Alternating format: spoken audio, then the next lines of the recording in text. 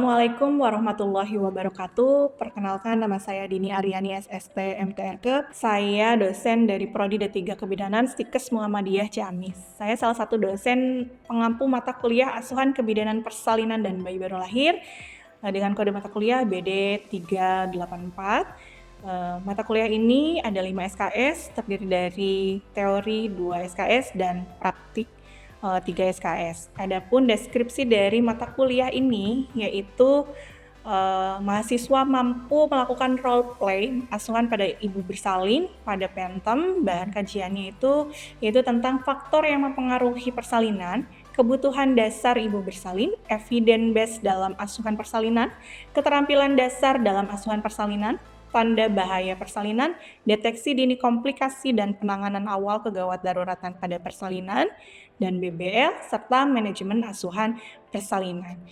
Pelaksanaan pada metode kuliahnya yaitu dengan menggunakan praktikum di laboratorium, simulasi, demonstrasi, dan sebagainya, dan ada pula penugasan mandiri. Untuk lebih jelasnya, nanti kita jelaskan di dalam proses pembelajaran di kelas maupun di laboratorium. Assalamualaikum warahmatullahi wabarakatuh. Waalaikumsalam warahmatullahi wabarakatuh. Bagaimana kabarnya teman-teman? Alhamdulillah, luar biasa. Allahu Akbar. Alhamdulillah. Pada kesempatan kali ini kita membahas tentang deteksi dini penanganan awal tanda bahaya dan kegawat daruratan persalinan kala 3. Sebelumnya kita sudah membahas tentang persalinan kala 3. Teman-teman ada yang tahu deteksi dini penanganan awal tanda bahaya dan kegawat daruratan persalinan kala 3 itu meliputi apa saja di kala 3? Ada apa? Ada, kalau misalkan plasentanya tidak terlepas gitu. Melakukan manual plasenta. Iya, melakukan manual plasenta.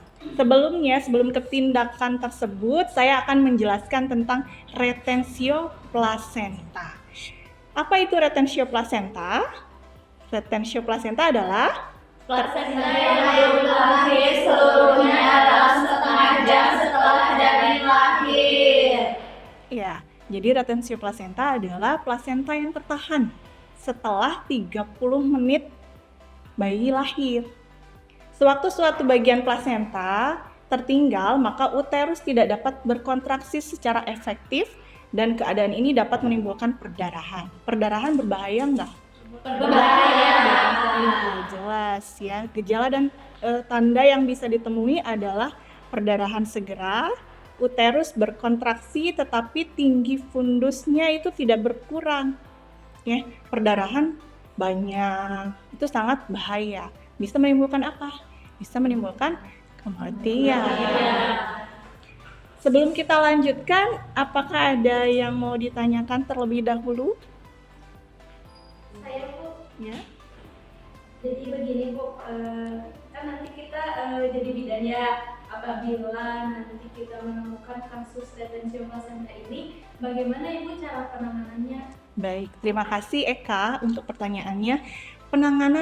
Bagaimana sih penanganan untuk kasus retensio plasenta? Tadi juga sudah disinggung ya. Apa tadi? Manual plasenta. Ya. Plasentanya itu dikeluarkan secara manual oleh tangan kita. Gitu ya. Sebelum ke tindakan, nanti saya jelaskan tindakan manual plasenta tersebut. Ya. Paham? Paham. Ibu, mohon maaf izin bertanya ya. Ya. Kenapa bisa terjadi retensio plasenta? Oke. Penyebab dari retensio plasenta apa? Kira-kira teman-teman ada yang tahu? Ada yang bisa menjelaskan penyebab dari retensio plasenta? Dari apa? Dari apa? Dari fungsionalnya, hisnya yang kurang kuat, kemudian plasenta tidak terlepas karena tempat implantasinya, bentuknya, dan ukurannya. Selain itu juga patologi anatominya, yang pertama ada plasenta adesiva, kemudian plasenta akreta. Plasenta adesiva itu implantasi yang kuat dari jonjot korion plasenta sehingga menyebabkan kegagalan mekanisme separasi fisiologis. Sedangkan plasenta akreta itu implantasi jonjot koriol plasenta hingga memasuki sebagian lapisan miometrium. Ada lagi dari patologi anatomi yang lainnya adalah plasenta inkreta. Nah, bisa dilihat ya, plasenta inkreta itu apa? Implantasi jonjot korion plasenta yang menembus lapisan otot hingga mencapai lapisan serosa dinding uterus. Selanjutnya ada plasenta perkreta. Apa plasenta perkreta? Implantasi jonjot korion plasenta yang menembus lapisan serosa dinding uterus hingga ke peritoneum. Dan satu lagi penyebabnya adalah plasenta incarceta. Tertahannya plasenta di dalam kafum uteri disebabkan oleh kontraksi uteri. Jadi dari implantasinya ya, plasentanya itu tertanam di mana?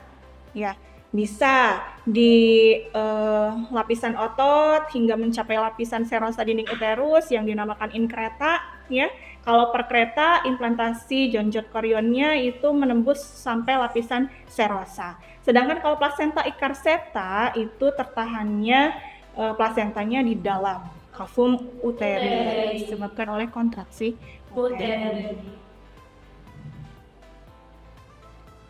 Gejalanya bagaimana? Retensio plasenta.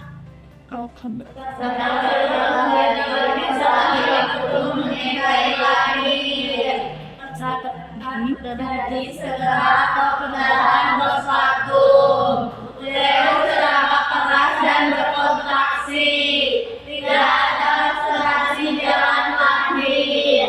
Pertama, plasentanya belum atau tidak lahir setelah 30 menit bayi lahir.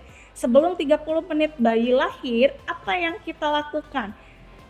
Bayi lahir, terus apalagi yang dilakukan? Kita lihat penilaian ya, kemudian dikeringkan. Dalam 1 menit kita harus sudah bisa menyuntikkan oksitosin ya. Sebelum penyuntikan oksitosin, apa yang harus kita lakukan? Cek janin kedua. Kalau sudah tidak ada janin kedua, kita lakukan suntik. Kita beritahu dulu ke pasiennya bahwa akan disuntikkan ya, suntik oksitosin. Kemudian setelah itu bayinya di IMD ya, nah kita lihat ada nggak sih tanda-tanda pelepasan plasentanya. Ditunggu. Yang normal berapa waktunya? Saya sudah jelaskan di sebelumnya di persalinan kali 3. Yang normal berapa menit? Iya, seharusnya 15 menit plasenta sudah terlepas atau sudah lahir ya, sedangkan ini belum. Setelah 15 menit kita harus lakukan suntik oksi yang kedua. Setelah suntik oksi yang kedua, plasentanya juga masih belum lahir. Kita sudah melakukan penegangan tali pusat terkendali tapi belum juga lahir. Maka setelah 30 menit kita lakukan manual plasenta. Kita juga harus dikonsultasikan terlebih dahulu, apalagi kalau perdarahannya banyak ya. Kalau misalkan perdarahannya banyak ya, kita nanti tetap melakukan konsultasi dengan dokter dan rujukan, persiapan rujukan. Paham sampai di sini? Tadi juga ada pertanyaan dari Eka ya tentang tindakannya. Tindakannya itu harus bagaimana? Manual plasenta. Manual plasenta itu gimana caranya? Tangannya dimasukkan seperti pada gambar. Nampak tangan kita yang dimasukkan nih ya, pakai sarung tangan yang panjang ya, dimasukkan,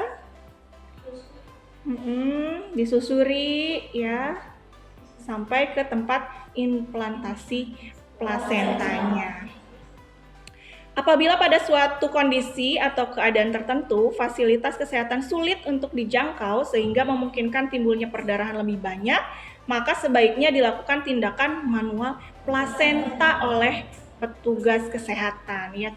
Kita sebagai seorang bidan harus bisa melakukan manual plasenta apabila fasilitas kesehatan yang lebih lengkapnya itu lebih jauh, kemudian sudah perdarahan, kita harus bisa melakukan manual plasenta ini. Ya. Plasenta manual yaitu suatu tindakan untuk melepaskan atau melahirkan plasenta secara manual tadi ya.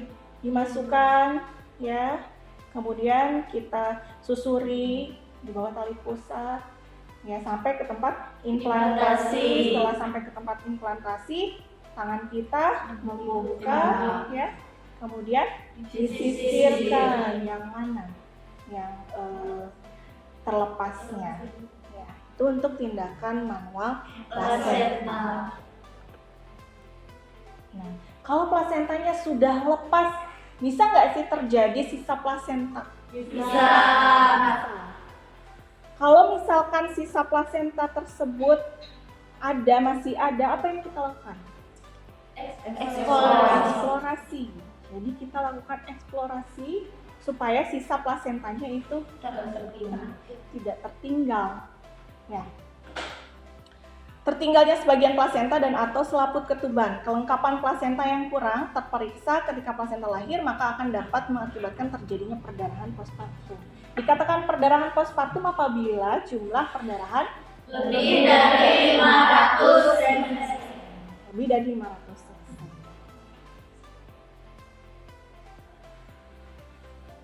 Gejalanya bagaimana dari sisa plasenta? Sebagian pasti ya, jelas ada selaput yang tertinggal atau plasentanya itu tidak lengkap.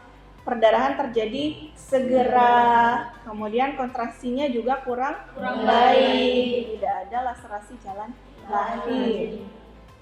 Gejala yang lainnya adalah uterus berkontraksi namun tinggi fundus uterinnya tidak turun. Seharusnya TFU-nya turun. Kalau kandung kemih penuh itu juga belum bisa turun juga ya. Nah, nanti ini penanganannya eksplorasi. Apabila terjadi perdarahan tadi ya, lebih dari 500 cc atau 500 mili, apa yang harus kita lakukan? Ini termasuk ke dalam kondisi gawat darurat dan membutuhkan penanganan segera. Jadi konsultasikan tetap dengan dokter SPOK ya. Apabila terjadi perdarahan, kemudian kita untuk persiapan rujukan. Persiapannya tentu administrasinya ya, surat rujukannya juga harus disiapkan. Paham sampai di sini? Paham. Ternyata pasien kita itu mengalami manual plasenta, sisa plasentanya, kemudian perdarahan banyak. Kita tetap harus siap-siap rujuk. Ya, kemana? Ke fasilitas yang memadai, yang lebih lengkap. Kalau misalkan kita di TPMB, puskesmas. Kalau dari puskesmas, Rumah sakit. jadi ke fasilitas yang lebih lengkap. Tetapi kalau misalkan berada di daerah yang terpencil, jauh dari fasilitas kesehatan yang lebih lengkap, tetap kita boleh melakukan manual plasenta ya. Kita lakukan manual plasenta terlebih dahulu, tapi kalau misalkan terjadi perdarahan yang banyak ya, kita harus siap-siap rujuk ya, dengan melihat kondisi ibu. Sampai di sini ada yang mau ditanyakan kembali? Paham? Cukup?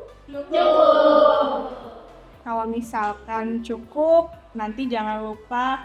Oh ya, sebelumnya saya ini yang tidak hadir hari ini siapa? Hadir semua. Hadir semua. Baik. Hadir semua, alhamdulillah.